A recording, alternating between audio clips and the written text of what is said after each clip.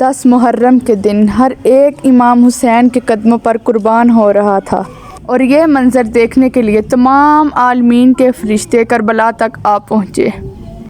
تو کبھی امام حسین سے زمین مخاطب ہو کر کہتی ہے کہ اے ہمارے آقا، ہمیں حکم دیں، ابھی ہم پھٹ جائیں، اس پورے لشکر کو برباد کر دیں۔ تو کبھی آسمان چیخ کے کہتا ہے اے میرے حسین، ہمیں حکم دیں۔ تو کبھی اضافہ جن مختلف جنات کے ساتھ دستے ادب کو جوڑ کے کہتا ہے کہ اے میرے مولا، مجھے حکم دیں کہ اس فوج یزید کو فنار کر دوں۔ امام حسین تمام انبیاء، اولیاء اور فرشتوں سے کہتے ہیں یہ صبر کا امتحان ہے، میرا اللہ میرا صبر آزمانا چاہتا ہے، اور میرے خون سے ہی اسلام کو زندگی ملے گی، کیونکہ میرے شہید ہونے کے بعد رہتی دنیا تک کسی بھی یزید کی یہ مجال نہ ہوگی کہ کوئی میرے نانا حضرت محمد صلی اللہ علیہ وآلہ وسلم کی شریعت کو جھوٹا کہے۔ سب مولا حسین کا امتحان دیکھ رہے ہیں۔ ہائے، کبھی حسین علی اکبر کے سینے سے برچھی نکالتے ہیں تو کبھی اپنے 6 ماہ کا بچہ قربان کرتے ہیں۔ جب آپ کے ساتھ کوئی نہ رہا تو آپ خیام میں آتے ہیں اور بیویوں سے الوداع کہتے ہیں۔ امام سجاد کو وصیتیں کرتے ہیں کہ اسلام کے لیے ہر دکھ ہر تکلیف کو برداشت کرنا، لیکن قدم قدم پہ اپنے نانا کی رسالت کی گواہی دیتے ہیں۔ بس جیسے ہی بیویوں سے الوداع کہہ کر ذوالجناح کو حکم دیتے ہیں کہ اے میرے گھوڑے، مجھے میدان میں لے کے چل، ذوالجناح آگے نہیں بڑھتا۔ دیکھتے ہیں تو آپ کی بیٹی سکینہ ذوالجناح کے پیروں سے لپٹی ہوئی ہے۔ آپ اترتے ہیں اور اپنی بیٹی سے فرماتے ہیں اے میری بیٹی سکینہ، اپنے بابا سے الوداع کہو۔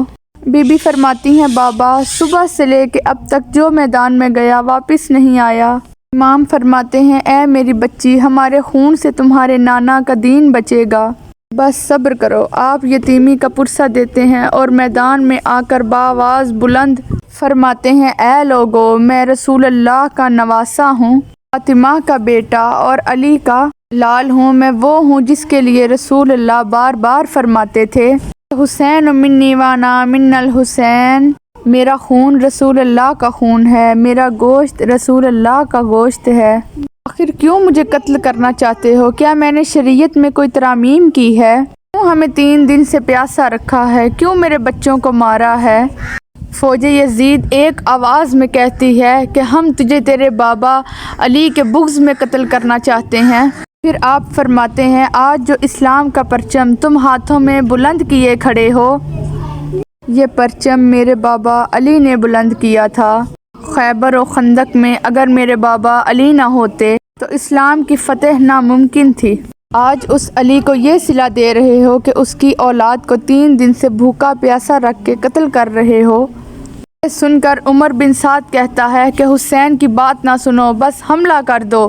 تاریخ لکھتی ہے کہ امام حسین کے مد مقابل جو بھی آیا وہ فنار ہوا۔ زمین پہ اس سے پہلے ایسی جنگ نہ دیکھی گئی کہ ایک 3 دن کا بھوکا پیاسا شیر کی طرح لڑ رہا ہے اور فوج دور دور بھاگ رہی ہے۔ آخر شمر اور عمر بن سعد نے یہ سوچا کہ یہ علی کا شیر ہے، اس سے مقابلہ کرنا ناممکن ہے۔ پوری فوج کو کہتے ہیں ایک ساتھ امام حسین پہ حملہ کیا جائے، لیکن کوئی بھی امام حسین کے قریب نہ جائے، دور دور سے امام حسین کو تیر ماریں اور آدھی فوج جا کے خیام کو آگ لگا دے۔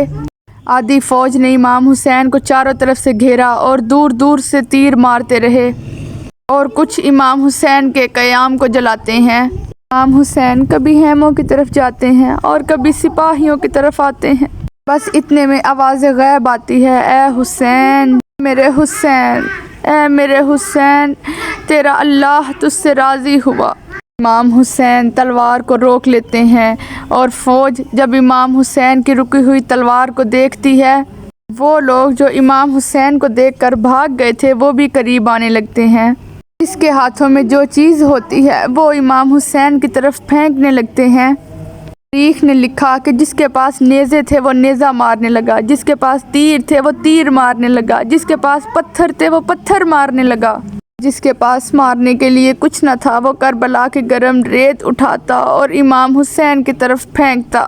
تاریخ نے لکھا کہ آپ کے جسم مبارک پر اتنے تیر تھے کہ دور سے آپ کا جسم نظر نہیں آتا تھا۔ چاہا کہ آپ اللہ کو سجدہ کریں۔ آپ اپنے آپ کو گھوڑے کی زین سے زمین کی طرف لے کے جاتے، لیکن آپ کے جسم مبارک میں تیر اتنے تھے کہ نہ آپ زمین پہ تھے اور نہ گھوڑے کی زین پہ، آپ تیروں کے مسلح پہ تھے۔ یہ منظر دیکھ کر تمام انبیاء زور و قطار سے رو رہے تھے۔ بس جو بھی امام حسین کا سر کاٹنے کے لیے نزدیک آئے تو ان کو امام حسین کے چہرے میں رسول اللہ کا چہرہ نظر آئے اور وہ چیخ کے دور چلا جائے۔ بس شمر نے کہا، یہ کام مجھ سے ہونا ہے۔ بس شمر قریب آیا اور امام حسین کے سر سے عمامہ اتارتا ہے، آپ کے بالوں میں ہاتھ ڈالتا ہے اور چھری کو گلے پہ رکھتا ہے۔ پہلی ضرب چلاتا ہے۔ حضرت آدم علیہ السلام اللہ کے رسول سے فرماتے ہیں، آگے میں نہیں دیکھ سکتا۔ جیسے ہی دوسری ضرب چلتی ہے، حضرت نوح علیہ السلام فرماتے ہیں، یا رسول اللہ آگے میں نہیں دیکھ سکتا۔ تیسری ضرب چلتی ہے، حضرت ابراہیم فرماتے ہیں، یا رسول اللہ میں نہیں دیکھ سکتا۔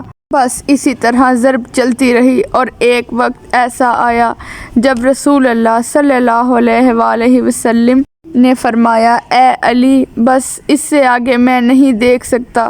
اور ایک وقت ایسا آیا جب امام علی نے بھی آنکھیں بند کی، بی بی فاطمہ سے فرمانے لگے، اے فاطمہ آگے میں نہیں دیکھ سکتا، تو جان اور تیرا بیٹا جانے۔ بی بی فاطمہ مقتل میں دیکھتی ہیں کہ شمر امام حسین کے گلے پہ مسلسل خنجر چلا رہا ہے۔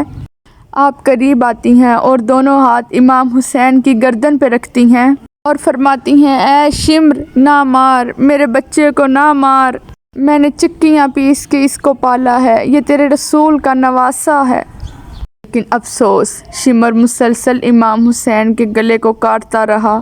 اس نے دیکھا کہ امام حسین کے مسلسل لب ہل رہے ہیں، سوچا کہ امام حسین ہمیں بد دعا دے رہے ہوں گے۔